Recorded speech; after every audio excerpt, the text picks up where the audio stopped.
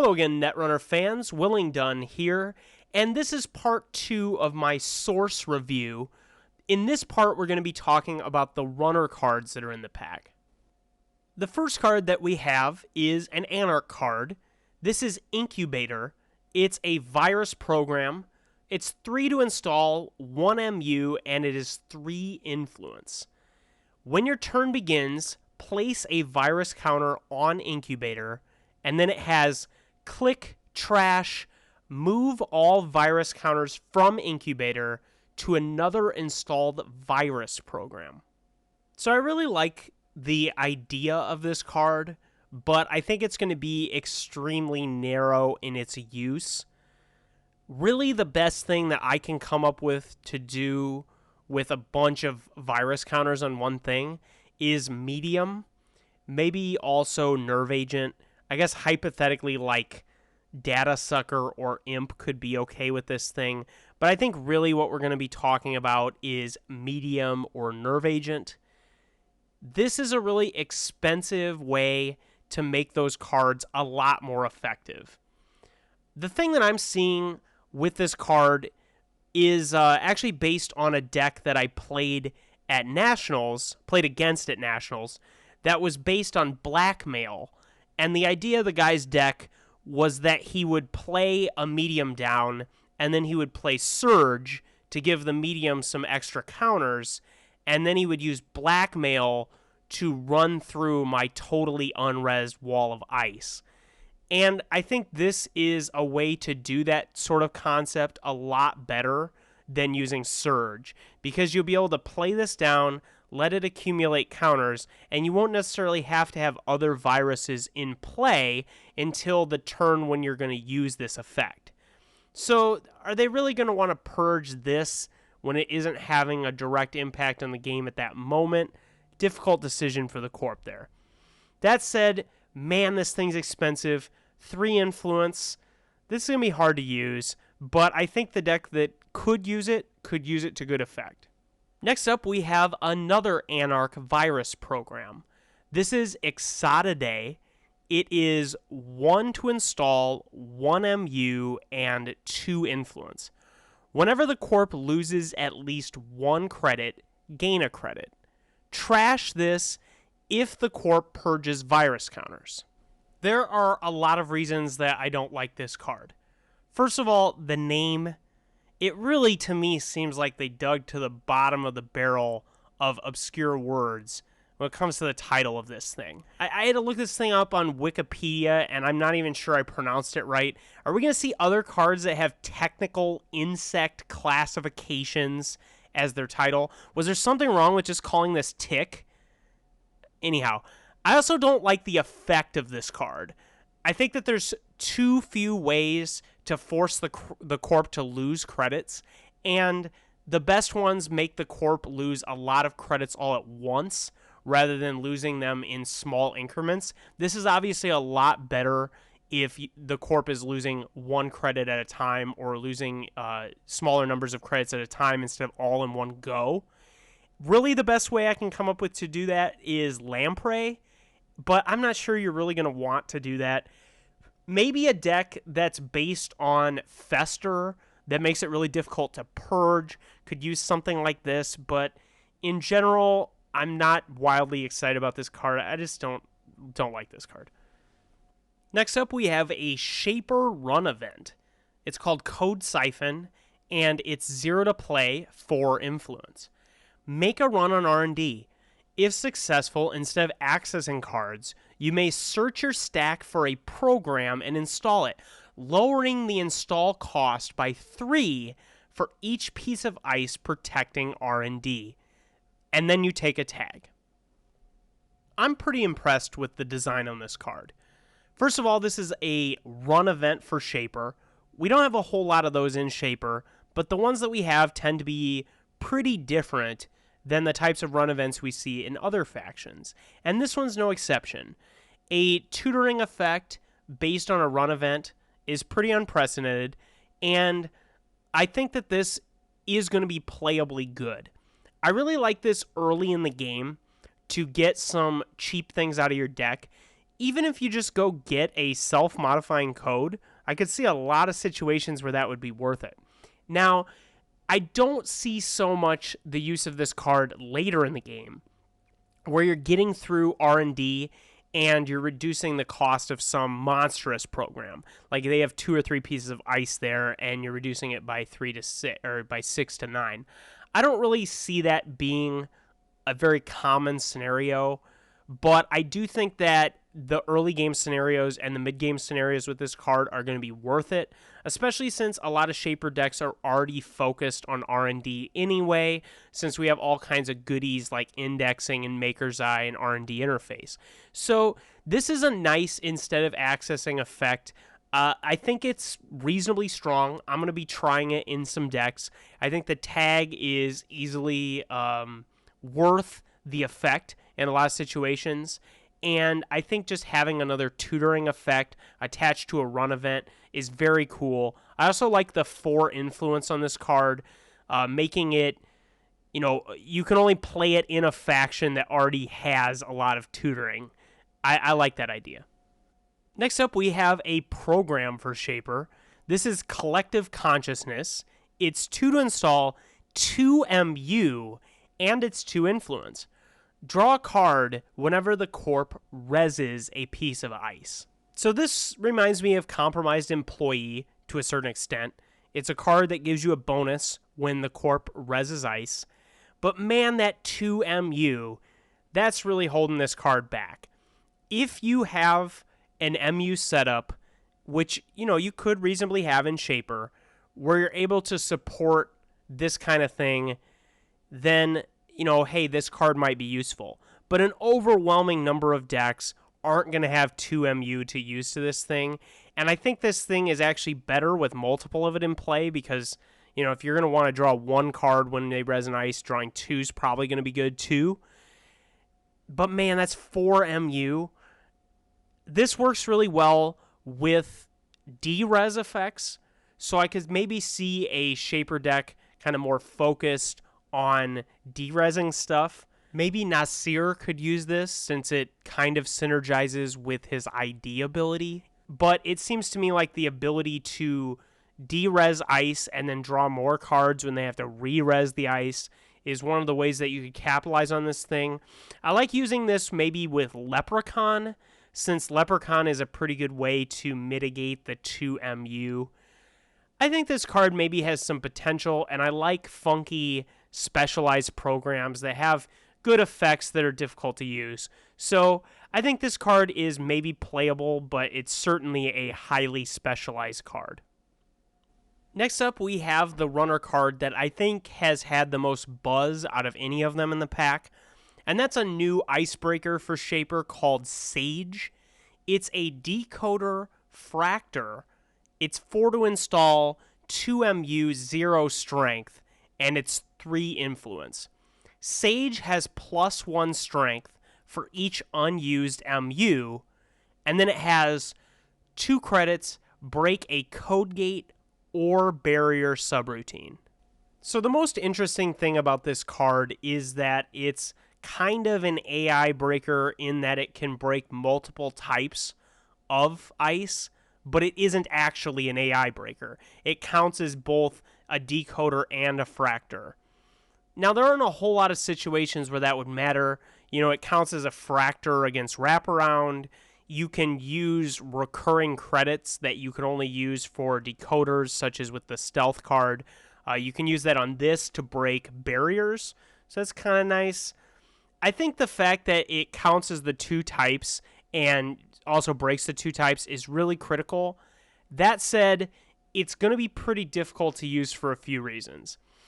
The +1 strength for each MU is kind of strong, but since this thing is itself 2 MU, it seems to me like it's going to be, the real use of this is going to be contingent on the idea that you can increase your MU somehow. So that alone, I think, is pretty limiting. Obviously, that's something that's fairly easy to do in Shaper, but are you going to want to have to do that to make your icebreaker better? When you play this thing down early in the game, I can see it being potentially pretty good because it's going to run over all the early game crappy code gates and barriers. And then I think that it could potentially extend into the late game if you could pretty often get it up to like 6, 7 strength or high enough where it's going to break the massive barriers and maybe some massive code gates, but right now it's mainly massive barriers that we see in like Blue Sun and HB. So I think if you're able to get those two uses out of it, that is the early game use where you can get through their, their paper wall or their wall static or whatever, and then also get that value out of it later in the game. I could see it being really good, but I'm not sold that you're going to want to use this over a different type of breaker if you don't have a way to increase your MU. Again, I would say that this card works pretty well with Leprechaun, like I mentioned in the last pack. I like Leprechaun if you're going to play a lot of 2MU cards. You'd be able to install them on the Leprechaun, and that's going to gain you a lot of memory for really cheap. Obviously, there's a lot of ways to increase MU in Shaper, so I think this card is definitely good enough to see play, but I think the internet has kind of made it sound like this is going to be like a totally unbelievable revolutionary icebreaker. I'm not sold. I think it's playably good, but it's going to be fairly narrow because of the MU thing and the fact that you can't adjust its strength. Next up, we have a run event for Criminal. It's called Bribery. It costs X to play, and it's 2 influence. Make a run. During this run, the corp must pay X as an additional cost to res the first piece of unresed ice approached. One of my Netrunner buddies called this the skill-intensive inside job, and I think I kind of agree with that. Inside job is a pretty similar effect, except, it costs the static 2 to play, whereas this costs X. And I think the reason that he said that this is skill-intensive is that the way you're going to extract the most value out of this is making them pay 1 or maybe 2 extra so that they just barely can't afford to res some important piece of ice. Now, how often is that going to be better than inside job? It's really hard to say. I will mention, though, that this is a 2 influence card. Inside job is 3, so this is quite a bit easier to play outside of the criminal faction. I like this card, and in fact, I think I prefer this card over Inside Job, just because I think it's a little more interesting than Inside Job. Inside Job's kind of the easy mode version of this same effect. And I will say also that this doesn't have to skip just the first piece of encountered ice. It can actually just be the first piece of unresed ice, which is different than Inside Job. So, if you encounter a pop-up window and then their next piece of ice is unresed, then this card is obviously a lot better than Inside Job against that server. So this is a pretty interesting card. I like this design, and I don't know if I really think this card's amazing or great, but I think that the players who get this card to work, it's going to do some really, really neat stuff for them. Next up, we have a criminal program. It is Au Revoir. It's one to install, 1 MU, and it is 2 influence. Gain a credit whenever you jack out. Now, I have in the past ragged on and on and on at jack out effects and how I think that they're really bad, especially from the corporation perspective. Effects that prevent the runner from jacking out generally are terrible. And I think I maybe feel even stronger about that from the runner perspective, even though the runner is the one who has control over when the jacking out occurs. To me, it seems like it's going to be pretty difficult to extract value from this card. You're going to have to be able to accomplish something with a run in which jacking out does something for you, right? Like, why would you want to use this unless you also did something on that run that you jacked out. Or I guess if you had several of this installed, you could make a run and then jack out and get several credits. This to me seems like the type of card that they are printing now, but down the road there will be something printed that makes this card make a ton more sense. For now, put this in the box. Man, I can't even think about why you'd want to play this thing. Next up, we have a neutral resource. It is unique. It's called Earthrise Hotel. It's a ritzy location. It's 4 to install and 0 influence. Place 3 power counters on it when it's installed, and when there are no power counters left, trash it. When your turn begins, draw 2 cards and remove a power counter. So if you've read anything about this card online or thought about this card very much, the immediate comparison that you're going to have is to Wildside. This is going to be an ability to draw 2 free cards at the beginning of 3 consecutive turns. So we're getting 6 cards for 1 card here. But unlike Wildside, we don't lose a click. So this is going to let us draw those cards and still have our full complement of 4 clicks. That alone, I think, is going to make this a heavily considered card over Wildside in a lot of decks that are already playing Wildside. I know that as a occasional player of Noise, I've pretty much switched away from Wildside even before this was an option, and now if I was going to consider playing a resource like Wildside, I would almost certainly play this card. The fact that this is no influence is going to make this a nice option for any deck, but I think realistically, this is going to be an Anarch card for the conceivable future. I will mention, though, that I think this card has some serious synergy with Supplier in that it's such a better value at 2 from the Supplier than it is at 4. Man, that 2 is going to be a really good deal. You're going to get those 6 cards over turns. This is a pretty good just draw effect, but I think generally speaking, this is going to be Anarch and maybe some Criminals. I don't really see Shaper wanting to play this at all, especially when you have Diesel in faction and Quality Time in faction, among other things. So this is a really good general use card, and I think if you had a use for this card in your runner deck, this would be worth the pack in and of itself. It's really nice to see a neutral card focused on drawing cards. I think that's been a big weakness of the runner card pool, especially in the Anarch faction. Really only Shaper has been able to draw a legitimate amount of cards, and I like to see a neutral card that's pretty legitimate as a card draw effect. Well, that's going to do it for the Source Data Pack, and also the Lunar Cycle. In general, I think this is a good pack. I wasn't as excited about this pack as I was the previous pack, but I think the power level of this pack is substantially higher. In my eyes, the Corp definitely got a better pull on the cards with this pack, but at the same time, there are some really cool and exciting tools for Runner in this pack as well.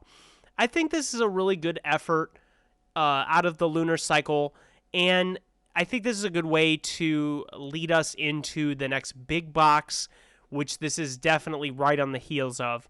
So I would say that this is probably a must-buy just for a couple Corp cards and a couple Runner cards.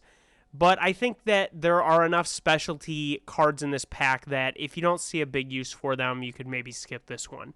So I think the power level of this pack is high, but generally the cards that are high power are pretty narrow in use. That's what I like to see in this game. Well, that's going to do it for my review today. If you liked it, please press subscribe and the button that looks like a thumbs up, and I will see you again for some more Netrunner stuff.